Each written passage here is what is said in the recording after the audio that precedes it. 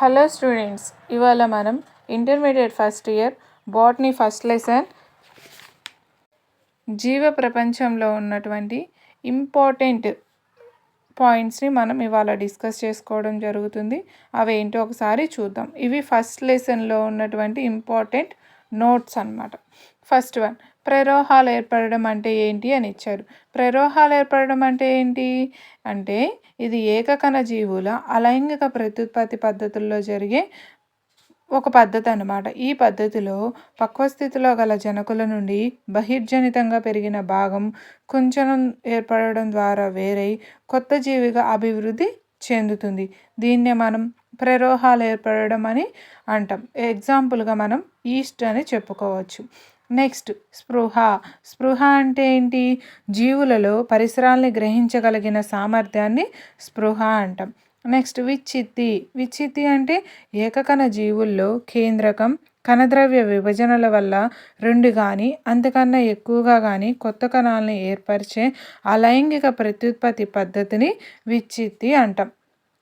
Next, flora అంటే ఒక ప్రదేశంలో ఉన్న మొక్కల ఆవాసం, వితరణల సమాచారాన్ని, మొక్కల జాబితాను క్రమ పద్ధతిలో కలిగి ఉండడాన్ని ఫ్లోరాగా చెప్పవచ్చు.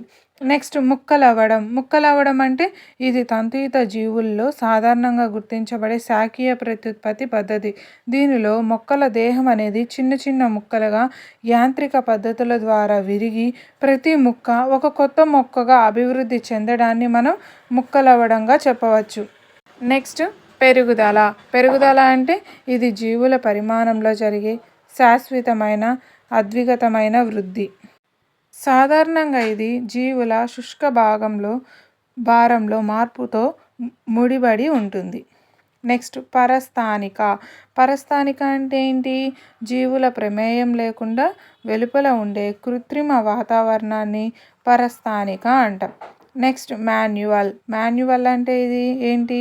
ఇది తక్షణ సంప్రదింపు కోసం రూపొందించబడిన చిన్న పుస్తకాన్ని మాన్యువల్గా చెప్పవచ్చు. నెక్స్ట్, జీవక్రియ అంటే ఏంటి అని ఇచ్చారు. జీవక్రియ అంటే ఒక జీవి శరీరంలో జరిగే అన్ని రసాయనిక చర్యలను కలిపి జీవక్రియగా పేర్కొంటాం. సరళమైన అణువుల నుండి సంక్లిష్టమైన అణువులు ఏర్పడే నిర్మాణాత్మక జీవక్రియను నిర్మాణాత్మక క్రియ అని, సంక్లిష్టమైన అణువుల నుండి సరళమైన అణువులుగా విడగొట్టబడే విచ్ఛిన్న క్రియను విచ్ఛిన్న క్రియగా చెప్పుకోవచ్చు.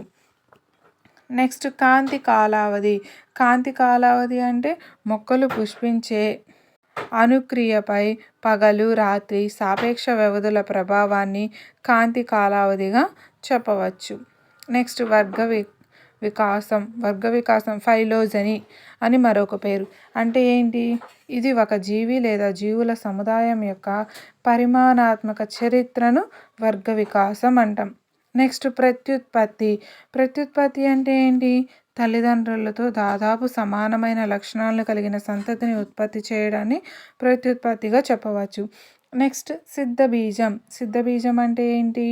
ఇది ప్రత్యక్షంగా కొత్త మొక్కగా అభివృద్ధి చెందగల అలైంగిక ఏకకణ ప్రత్యుత్పత్తి ప్రమాణాన్ని మనం సిద్ధబీజంగా చెప్పవచ్చు. ఇది వ్యాప్తి చెందడం కోసం అనుకూలనాలను ఏర్పరచుకొని ప్రతికూల పరిస్థితుల్లో కూడా అనేక కాలాల పాటు జీవించి ఉండగలదు.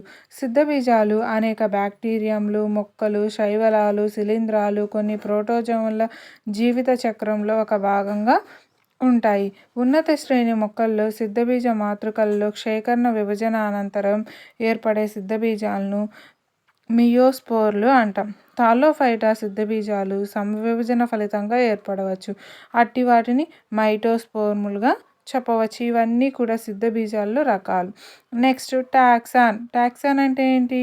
వర్గీకరణ వ్యవస్థలో ఏ స్థాయికి చెందిన ప్రమాణాన్నైనా లేదా రకాన్నైనా టాక్సాన్ అంటారు. ఈ టాక్సాన్లను వృక్షరాజ్యం నుండి ఉపజాతుల వరకు క్రమ పద్ధతిలో అమరుస్తారు. నెక్స్ట్, వర్గీకరణ స్థాయి క్రమం అంటే ఏమిటి? జీవుల్లో ఆరోహణ క్రమంలో పెద్ద విస్తృత సముదాయాలుగా అమర్చడం. దీనివల్ల తక్కువ స్థాయి సముదాయాలు ఎప్పుడు ఉన్నత స్థాయి సముదాయాల్లో ఇమర్చబడతాయి. దీన్ని వర్గీకరణ స్థాయి క్రమం అని చెప్పవచ్చు. ఇవన్నీ కూడా ఫస్ట్ లెసన్లో ఉన్నటువంటి ఇంపార్టెంట్ నోట్స్. Thank you.